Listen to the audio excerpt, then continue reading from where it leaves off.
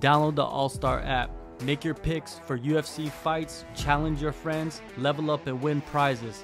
Link in description. Get it now. Eric Nicksick, he did an interview with Eric Nicksick. If you don't know who he is, he's one of the head coaches of Extreme Couture. Corners quite a few UFC champions and just all kinds of high level fighters. He did an interview with Red Corner MMA, and he was revealing like some of the things that was going on in Khabib's gym, right? And talked about how like professionalism is something that is in high regard. He talked about how Bilal Muhammad, the UFC champion right now, brought a guest, and it was not cleared by Khabib, and then Khabib, he was not happy about that. You know what I mean? Like, these guys take it seriously, right? Like, they take, like, who's in the room, who's out of the room, what you're doing in the room. It's all serious for them. Nick also said you could feel like he was joking, but he wasn't. He was serious about it, and Bilal was like, oh, dude, I'm so sorry, you know? And he goes, I don't know who this guy is. Then, like, the best part is, like, Khabib and I are sitting here, and he kind of looks at me, and he's just like, hey, Eric, are you going to let a guy in your gym that you don't know, maybe he's fighting one of your guys? You know, that's true. Yeah, and it goes into that, like, spying stuff. Yeah, it does go into that spying stuff, man. So what do you think of the, like the conditions that these guys train under? Because you've been around, you know, a few of these like fighters from these regions, right? It's not just Dagestan. Like, that region has so many different countries. Yeah, but they're all very similar. Yeah, and so like pretty much most of the, like, we'll say like the former Soviet bloc trains in a very similar, like, I wouldn't say like militant, but very specific. Like, if you did a practice in one region of what would have formerly been the Soviet Union and then went to a different, like, school, the practice would have been run almost the exact same way, apparently. So, like, there was a very uniform way of doing things.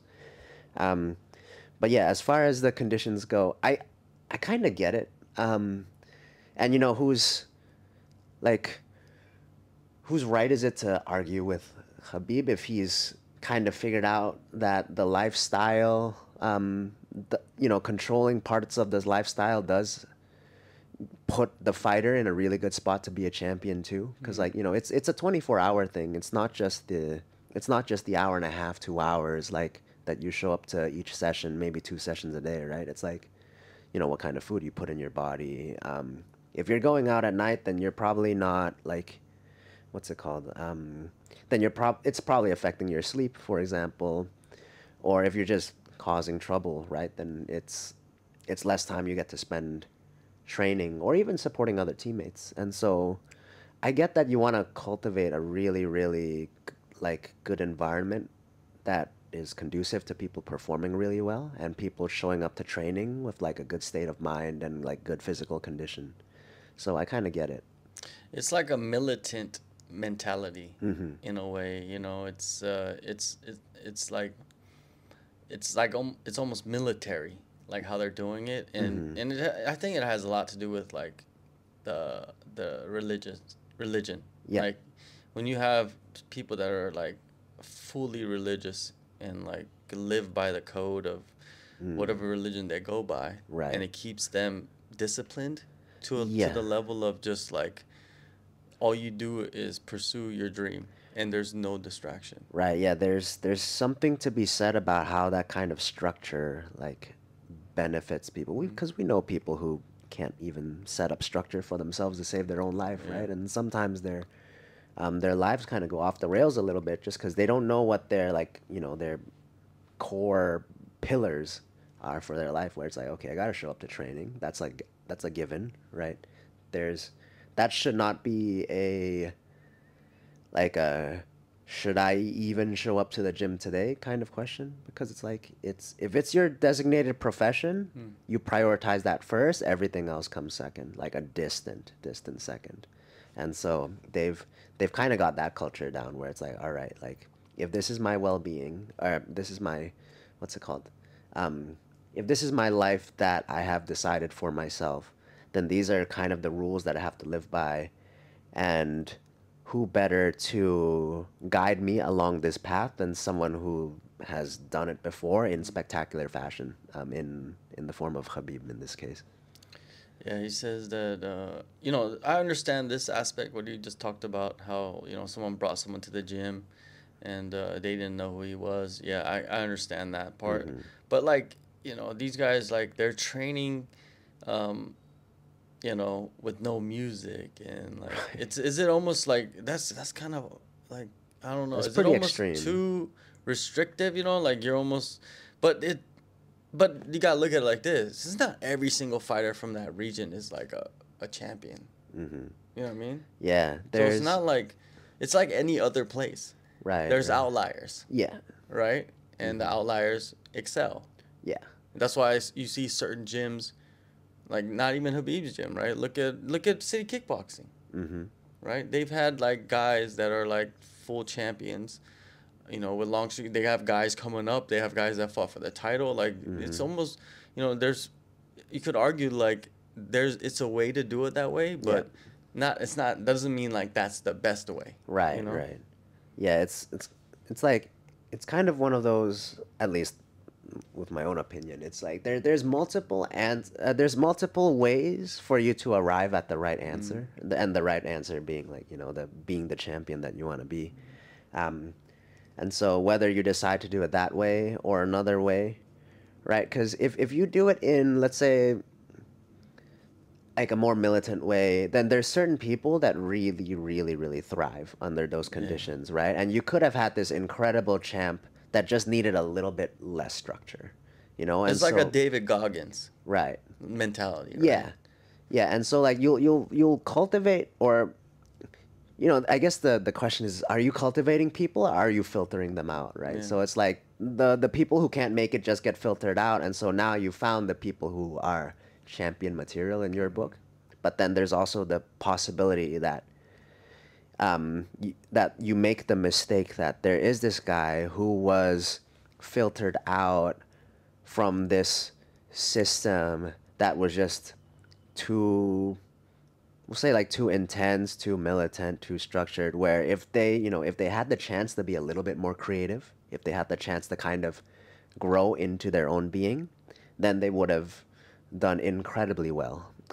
But they just needed a different medium, a different modality of training to get there, right? So like I do believe that there are probably some people that they would have filtered out had that person been in a different environment with a little bit more freedom, a little bit more ability to express and be more creative in their training, in their like techniques of choice. They would have gone extremely far as well, but they just could not thrive under the like environment that's a bit more militant and more structured. You know, sometimes what gets lost in like the guys from like Dagestan and their careers is that Habib went to AKA, and that's when he kind of elevated into becoming who he was, right? Yeah. Because if early in his career, you know what I mean. So these guys have a connection. Like Islam was with him at that time as well, and you know, like they needed that, right? Right, yeah. So that could work, but you also need to understand that like there's different ways of training, right? Right, yeah. And a lot of probably of them when they went to AKA, they're like, "Whoa, this is much better than what I'm used to over Yeah, there." Like, right. It's you like guys are DC's living like in the corner just yelling and talking shit and like yeah. laughing, having a good time. Yeah. Like, yeah, it's, you know. Yeah, that's what you like. You want to enjoy, you know. Of Yeah. course, you want to, work, but it's like you want to enjoy. You know, you want to be happy with these Right. people, right? You don't want to be like, Yeah. you know. But they probably, you know, you see a lot of guys come to the gym here, you know, from that region, right? The Yeah. Caucasus region or whatnot, Right. And there's different types of personalities, right? A long time ago, it used to be like one type of personality, Yeah, but right, now right. it's changed. There's guys that are traveled, you know, and they understand things. You know, they still might, you know, kind of live like that, but they're different Yep. in some ways because they've been around different styles. Yeah. Because imagine like if you grew up in that region and you went to a gym from you were a child, you were just training like that. Right, right. Of course, you'd be an animal, right? Absolutely. Yeah. But would that have been more enjoyable? Right. If you tweak that environment a little bit for the kid, you know, Yeah. or for the young fighter or whatnot. Right, you definitely make it more long-term sustainable. Yeah. Because I've seen it with like kids programs in the U.S. where where if they're just like, you know, it's usually their mom or their dad or both just kind of like pushing them into a sport, right? And then, but like, you know, from the time they can walk, basically, right? 3, 4, 5 years old. Like, by the time they graduate high school, they don't even want to do it anymore. Like, forget being a professional, this, that, or the other thing. Like, they couldn't even, you know, like, they couldn't even stay in the sport long enough to finish their education. Like, some people I know, like, lose their college scholarships because they're like, fuck this. Like, I'm so unhappy that I don't even want to do this sport anymore. And so they're like, I'd rather be happy. I'd rather have my mental health. Like, I've kind of, like, damaged my mind and my body and my emotions so much leading up to this thing that I no longer want to do this anymore, and like I don't want this to be my identity anymore, and I just want to like quit, you know, and that's a legit thing to think about for a lot of people, especially like now that, you know, people are starting MMA and BJJ much younger. Like, we're gonna see a lot more of that burnout issue and like how big the environment actually matters now that people are starting like when they're kids. Yeah, it's interesting, man, to start to get like a eye into, you know, like you get a view into like the different, because years ago you didn't really have that, Right? You know what I mean, you didn't have any idea. Imagine like if we had the access to like you know, like when Fedor was training in the mountains, like more access to that, like there was more film crews around him, you know what I mean? He had a YouTube channel, maybe, you know what I mean, like you would have seen some of the things that they were doing, and you're like, whoa, that's very useless sometimes, you know what I mean, like but they were just doing it because they don't, you know, it's all part of the history of fighting, the training methods and like in different regions, like what they were doing. Yeah, that's true. It's like, yeah, there's kind of this ongoing joke, like anytime you talk about traditional like methods, where it's like, so we know 50% of this is like just complete gold, even if it's not proven by science. 50% of it's just absolute bullshit. But the problem is, we don't know which 50%'s which 50%, so we just keep doing all the same shit. So like there's a lot of that too, which like it's kind of like charming in its own way to see, like, you know, all these different different walks of life, like different places do just kind of different stuff. But I like it.